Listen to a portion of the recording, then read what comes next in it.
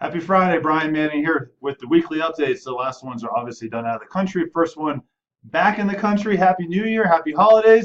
Super stoked to be back in the office. So let's just get right to it. Let's start Wednesday this week because we had New Year's in there and it's really quiet news week leading up to that. So Wednesday this week we had CoreLogic reporting annual appreciation on a national level. Year over year annual appreciation says November 2017 to November 2018 was up 5.1%. So down a little bit, but still a really strong number and good to see really consistent appreciation there. But what was really interesting though was from a month over month standpoint, most expectations were that the appreciation would be down 0.7%, and we actually saw appreciation go up 0.4%. So month over month, that was good to see.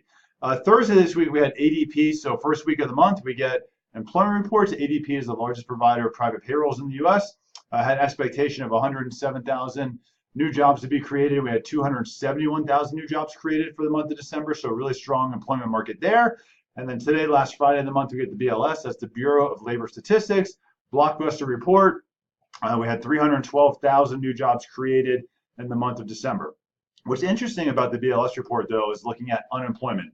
So unemployment actually went from 3.7% to 3.9%. The reason why this is extremely important to look at is because historically, if you look at the U.S. economy, when unemployment bottoms out, that means we're probably going to go into a recession within the next 12 months. So unemployment went from 3.7 to 3.9%. Not really sure if that's an anomaly.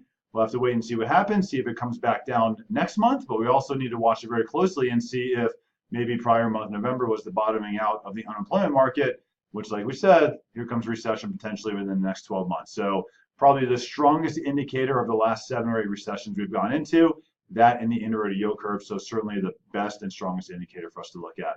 I'm around all weekend. If you have any questions, let me know. Love to help you. Happy Friday. Have a great day.